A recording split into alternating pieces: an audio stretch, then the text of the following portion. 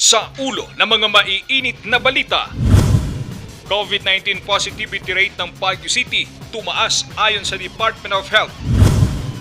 Sa Ikaw at ang Batas, alamin kung meron bang pananagutan ang mga opisyal ng Baguio sa magkasabay na pagpapailaw ng Giant Christmas Tree sa Session Road at pagbubukas ng night market sa Harrison Road. Mga nasa sektor ng turismo at edukasyon, hinihikayat ng DOLE na mag-apply para makakuha ng ayuda. Simbang gabi, matutuloy ba kahit may pandemya? Alamin. Bibingka with a twist, patok na negosyo ngayong Pasko. At mga gulay na itinanim noong nagpatupad ng lockdown, pinagkakakitaan na ng mga residente sa San Manuel, Tarlac.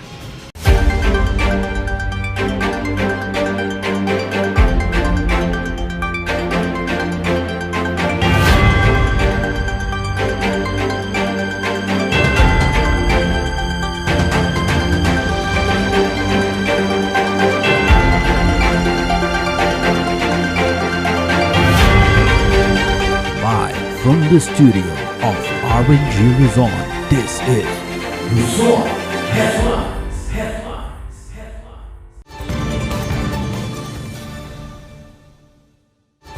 Tumaas ang COVID-19 positivity rate sa Baguio City ayon sa DOH.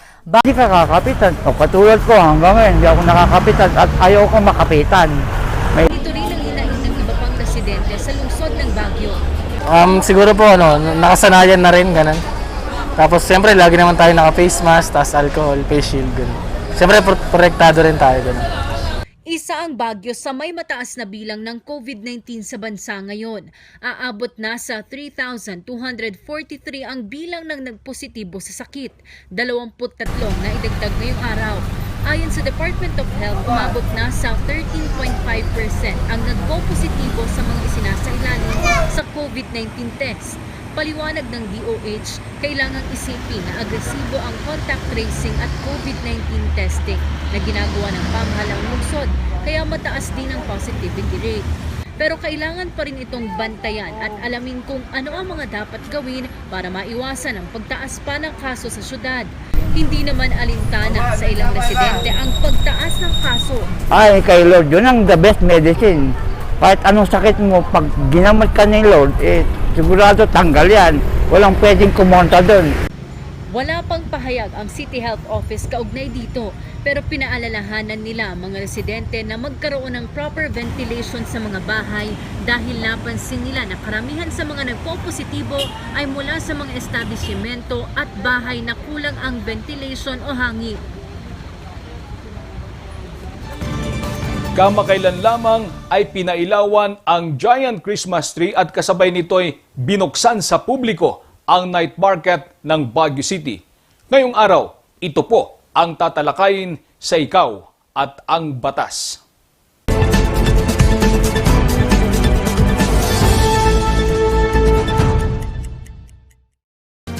Magandang araw.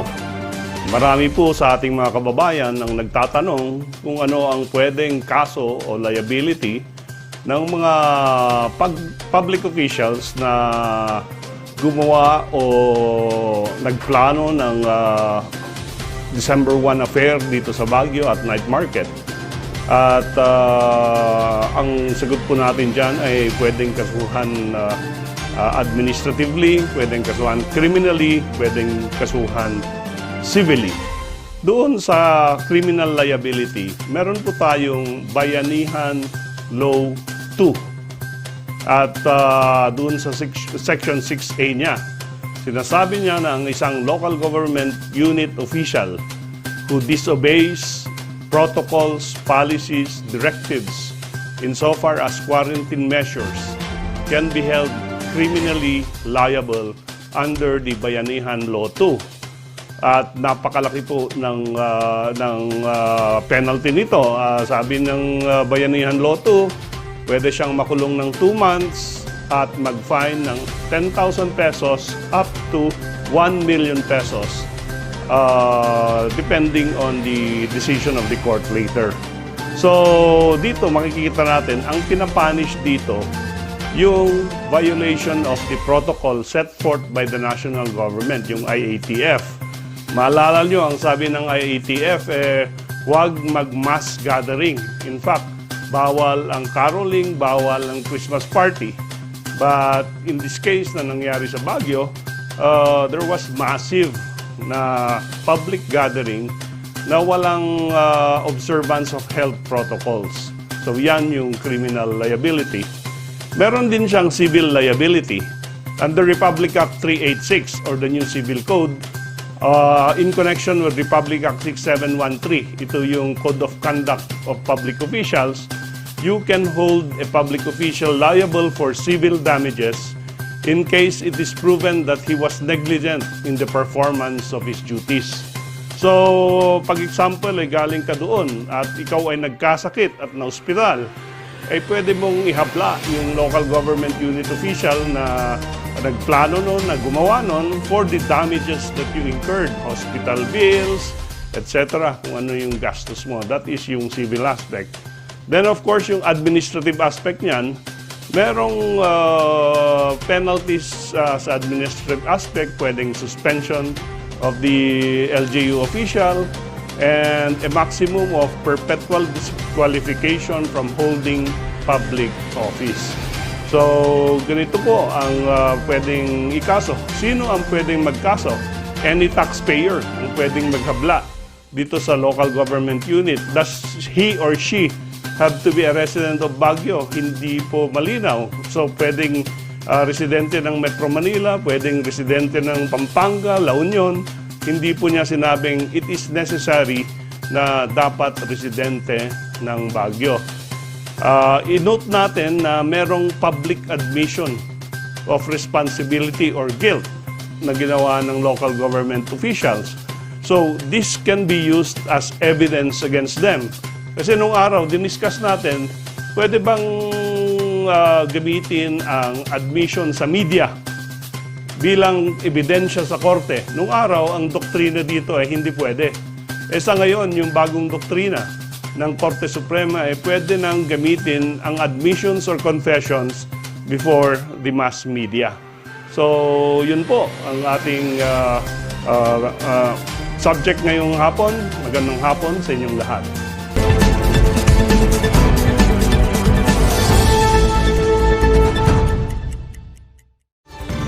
Umapila ang Regional Director ng Dole Cordillera sa mga nasa sektor ng turismo at edukasyon na applyan ang ayuda ng pamahalaan na laan para sa kanila.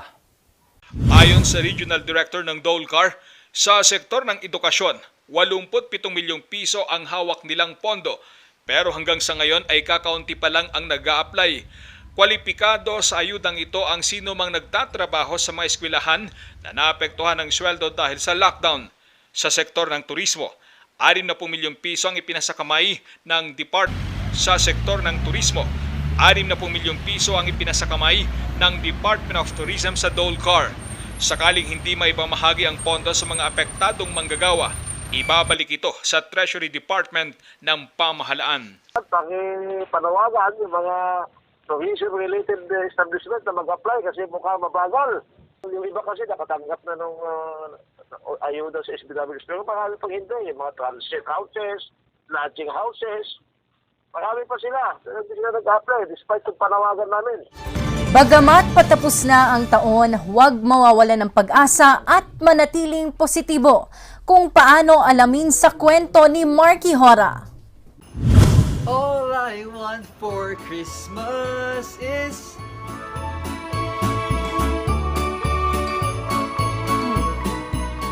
Ano nga bang gusto ko for Christmas? Ikaw, ano ang ultimate Christmas wish mo this year? Naglibot ako sa lansangan ng Baguio upang tanungin ang ating mga ka-ranger kung ano ba ang hiling nila ngayong Pasko. Para kay Aling Helen, nasa kasamaang palad ay nawalan ng anak dahil sa kidney failure noong nakaraang taon. Ito ang kanyang hiling. Wala kaming mahiling iba kundi healthy sa pamilya. Wala nang mangyayari sa mga anak ko. Yun lang. Tulad niyan, galing ako ng doktor. Para naman sa inang kay Aling Jennifer, ang tinakatap ko, gagaling sana yung anak ko. depressed. Gusto ko yung gumaling at magalik sa akin sa school. Opo. Yun na. Yun. Masaya ako pag magaling na anak ko. Samantalang para sa third-year college student na si Juvins, Yung makauwi po sana sa family ko ngayong Pasko. Kasi taga Pangasinan po ko. Hindi pa po ako nakakauwi. Gusto ko pa sana doon ako magpasko. at para kay Boyet na isang manggagawa, may kati ko, COVID. Tadwag back to normal. Tanto mayat mo sa tibiyag. base sa mga sagot ng ating mga ka-ranger, lumalabas na ang kadalasang hinihiling ng mga tao ngayon ay ang magandang kalusugan at pangangatawan. Ngunit kung mapapansin, itong mga hiling ay hindi lamang para sa sarili, kundi laging para sa kapakanan ng pamilya. Iba-iba ang ating mga hiling, dalangin at nais matanggap na regalo. Dahil iba-iba rin ang ating mga pinagdadaanan. Hindi man ganoon kakomportable ang pagdiwang natin ng Pasko ngayong taon, narito ang ilang payo ng isang inspirational speaker at life coach. I think the best way for you to achieve that is to really count your blessings and to find in your heart that contentment, no? 2020 was not the year that you get what you want. 2020 is the year that you appreciate what you have. And sometimes it's just under our nose, those things that really matter, but we take it for granted. The things and the people that come to our life are the things that we need at the moment. Ang ating hinihiling ay real healing, no? Physical healing, emotional healing, spiritual healing, and all mental healing, etc. And this is going to be something that we should wish for. Mga ka-ranger, sa kabila ng lahat ng ating pinagdadaanan ngayong taon, naway lakasan pa natin ang ating loob at manalig na sa tulong ng ating Panginoon ay malalagpasan natin itong mga hamon. Ako si Marky Hora para sa Luzon Headlines. Susunod, alkalde ng Lingayen, Pangasinan, umapila sa DPWH na hukayin ang Agno River para maiwasan ang pagbaha sa Pangasinan. Ang kwento, abangan sa pagbabalik ng Luzon Headlines.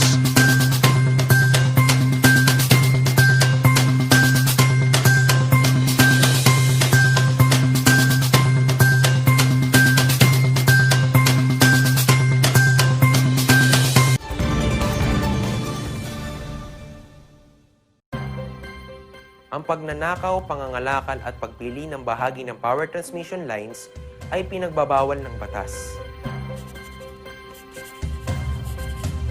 Bukod sa parusang 20 taon ng pagkakabilanggo at magmumulta ng 50,000 hanggang 100,000.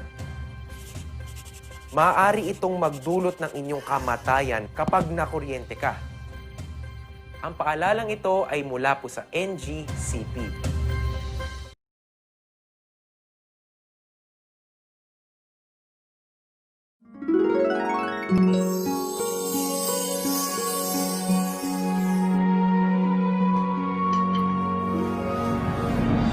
Hi, I'm Jesse Lasaten.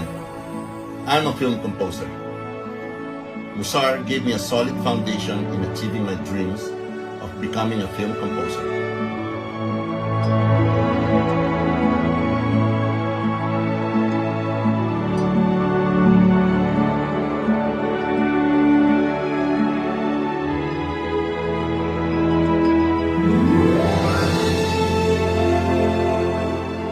Taking electron organ lessons introduced me to music technology, learning basic skills that helped me get into Berklee College of Music.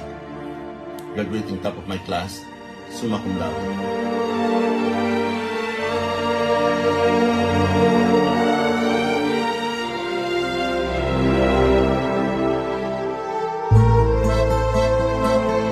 That very same music foundation that led me to become one of the multi-awarded film composers in our country.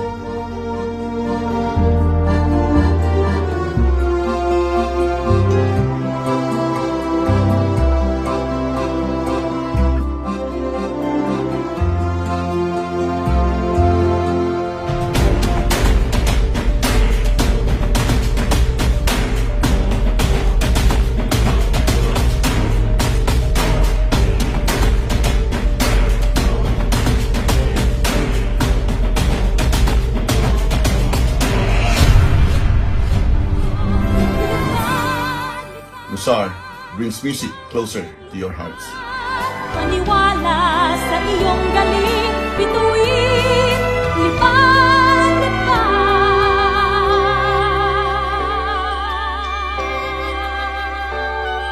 Kaya mong lumipad. Let the music take you there. The star will take you everywhere. Bringing music closer to your heart. The star will take you there.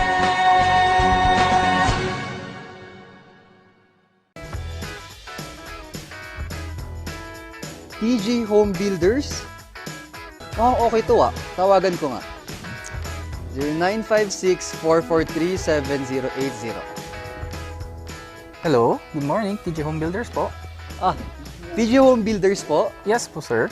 Sir, paano po umorder online ng mga hardware supplies? Yes po, sir. Madali lang naman pong mag-order through our Facebook page po. Punta lang po kayo sa facebook.com/TG Home Builders at i-message nyo na lang po kami doon at mayroon lang pong sasagot sa inyo. Sir, Yes, sir. ano po yung mga product and services nyo dito?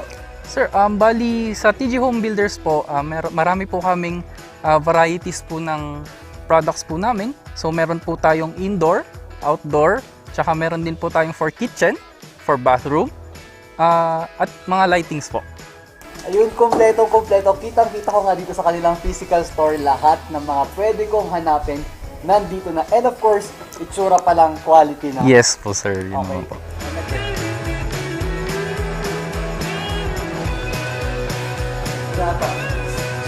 Sir, ang TG Home Builders po ay isang tindahan na nag-o-offer po ng mga finishing material. Easy to install at mas makakatipid po sila ng oras at sa pera po nila. Mas concentrated po kami sa mga modern materials. Sir, okay na po yung mga order nyo. I-deliver na po namin, ha? Wow! Thank you very much, TG Homes. Ayan, eto na yung chandelier ko, guys. Imagine, in the comfort of my own home, meron na akong chandelier, lahat ng interior and exterior home finishing products, matatagpuan nyo dito. You can build a house into a home. TG Homes, thank you very much! TG Home Builders! We turn houses into homes!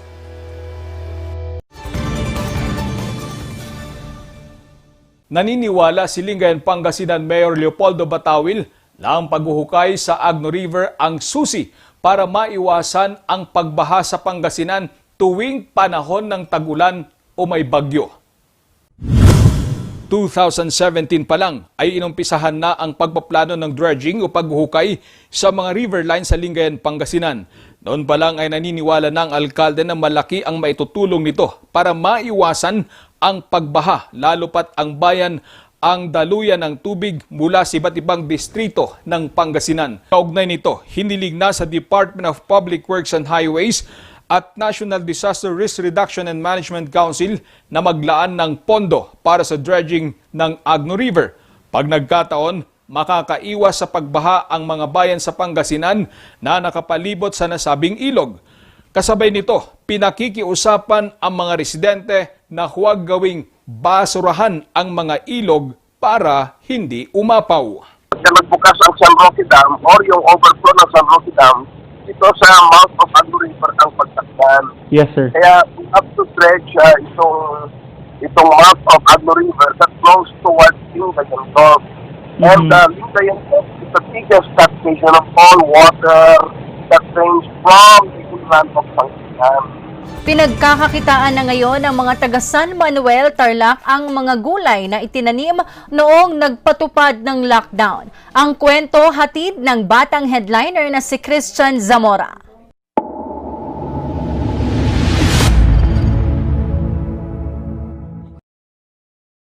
Maraming nabagot sa loob ng bahay nitong mga nakaraang buwan dahil sa community quarantine dulot ng COVID-19 pandemic. Kaya nakaisip ng programa ang Barangay Mangandingay sa San Manuel, Tarlac na magtanim ng mga gulay gaya ng talong, sili, papaya sa isang bakanting bakuran sa kanilang barangay. Nag-umpisa po ito nung lockdown. Ito po ay naging pandagdag pagkain po sa aming outpost. Dahil maraming bunga Ito po ay nagsilbi ding relief sa aming mga kabarangay. Ang mga residente naman ng barangay ay nakikinabang na sa mga tanim at napagkakakitaan pa nila ito. Tuwing marami ang kanilang ani ay ibinebenta nila ang mga gulay. Si Gerald, isang barangay scholar na nakikiisa sa programa. During lockdown, habang kami ay nagbabantay dito sa aming outpost, minarapat ng aming punong barangay at kanyang mga kasamang mga barangay councils na magtanim ng sari-saring gulay. Samantala, hindi lamang mga bagong aning gulay ang kanilang ibinebenta. Gumagawa rin sila ng homemade atsara mula sa papayang inani nila sa kanilang vegetable garden. Narito ang papaya. At nang ito ay lumago na at dumami ang bunga, napag-isip namin na gumawa ng atsara para maibenta. At dahil dito nagkaroon kami ng extra income at nagkaroon kami ng panggastos dito sa aming office. Christian Zamora para sa Luzon Headlines. Susunod, bibingka with a twist patok na negosyo ngayong Pasko. At simbang gabi, matutuloy ba ngayong may pandemya? Alamin sa pagbabalik ng Luzon Headlines.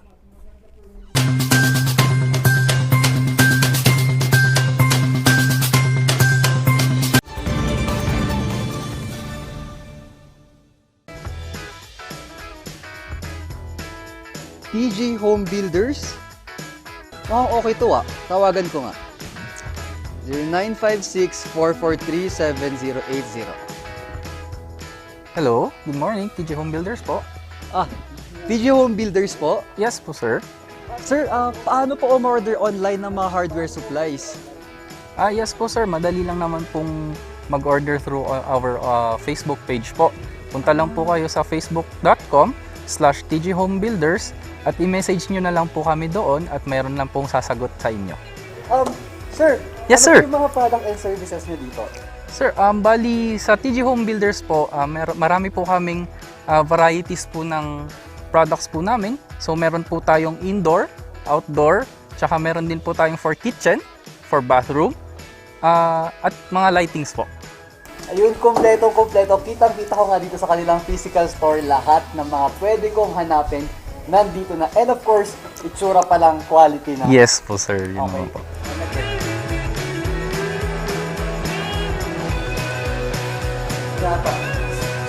Sir, ang TG Home Builders po ay isang tindahan na nag-offer po ng mga finishing material.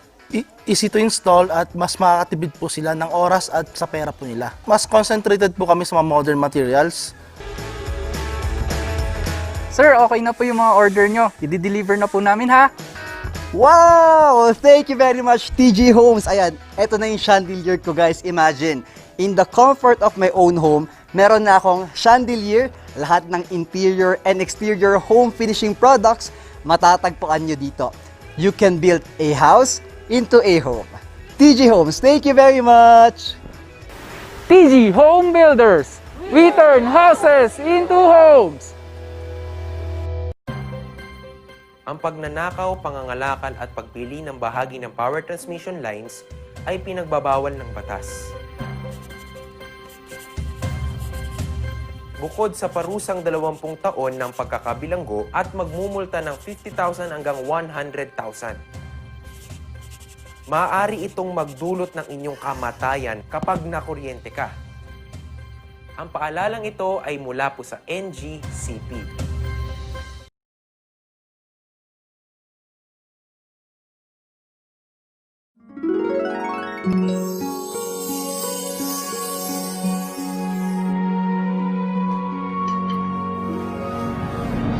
Hi, I'm Jesse Lasaten. I'm a film composer. Musar gave me a solid foundation in achieving my dreams of becoming a film composer.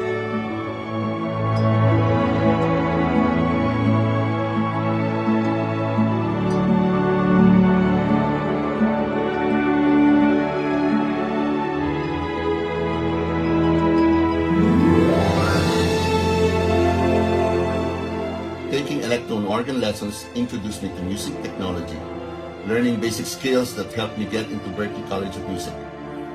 Graduating top of my class, summa cum laude.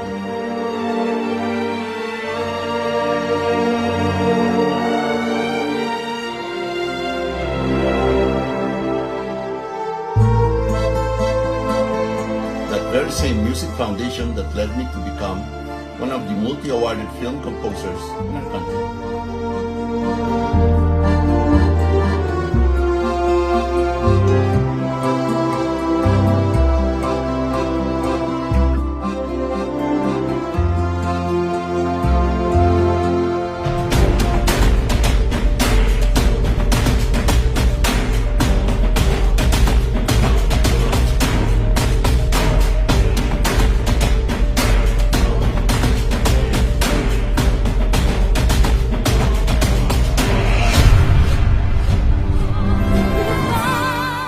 Musar brings music closer to your hearts. Maniwala sa iyong galing, abot mo ang bituin, lipad.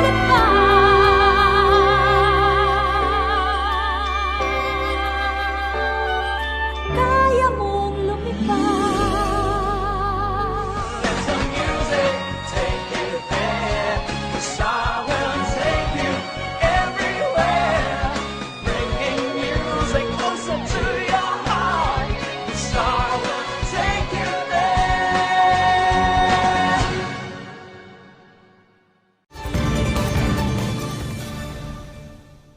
Tuloy na tuloy pa rin ang Pasko.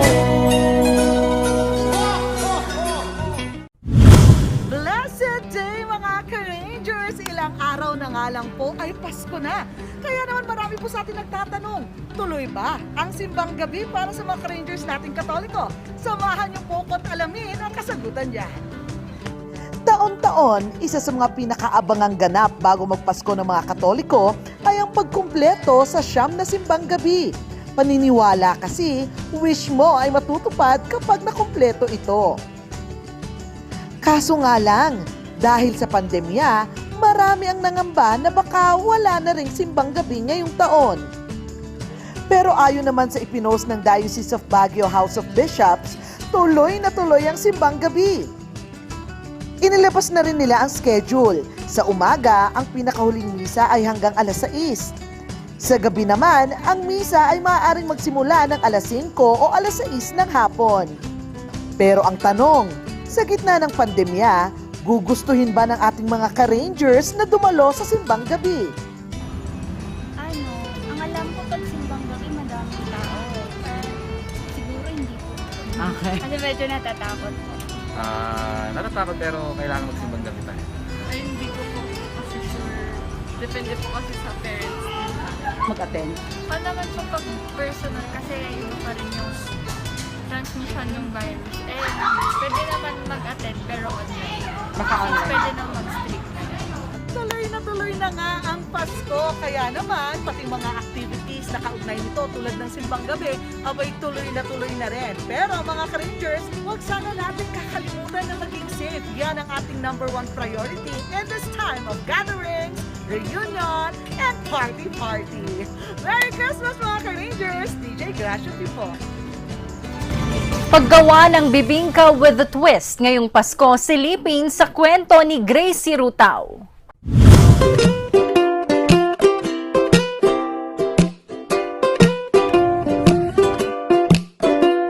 Kapag malamig na ang simoy ng hangin, hinahanap-hanap na ang paboritong pagkaing pamasko. Paborito na nga siguro ng karamihan ang pagkain ng mainit-init at malinamnam na bibingka. Easy lang naman ang proseso ng paggawa. Mula sa ibinabad na bigas at malagkit, ipapagiling, lalagyan ng itlog, saka na ilalagay sa mga clay pots na may lining ng dahon ng saging. Ang reseping ito ni Regina. Higit 4 na dekada ng legacy ng kanyang pamilya. Yung sa all-time favorite, pwede po tayong mamili kung klasong puti or cheddar din po yung talaga. Pagkatapos, lulutuin na ng 12 to 15 minutes. Pero dahil sa quarantine, may panibagong flavor pa ang kanyang bibingka. Nung nag-lockdown po,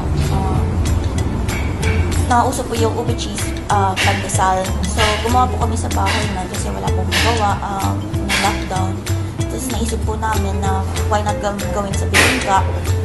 Tapos yun, naging masarap naman po yung kinalabasan ng bibingka. And nung pinost po namin siya sa Facebook at sa Instagram, marami rin nag-inquire. Tapos hanggang sa nilabas na po namin siya sa restaurant. Tulad din ng classic bibingka ang paggawa. Yun nga lang, bukod sa ube flavoring na inilalagay sa galapong, nilalagyan din ito ng homemade ube halaya para sa filling. Gaano kainit? 200. After 12 to 15 minutes, hahanguin na saglit para lagyan ng cheese on top, saka muling lulutuin ng 1 to 2 minutes. Sarap. Manyaman niya. Anong lasa? Lasang ube. Pagkagat naman ng dilim, pinipilahan na itong pwestong ito ni Baluga. Kanyang pakana. Siguro dahil nakaugalian ng mga tao pag Pasko talaga may bibingka. Tunay na nasa panlasa at kulturang Pinoy ang pagkain ng bibingka. At sa mga fusion na twist sa pagluluto nito, tiyak ding pasok na pangnegosyo ngayong Pasko.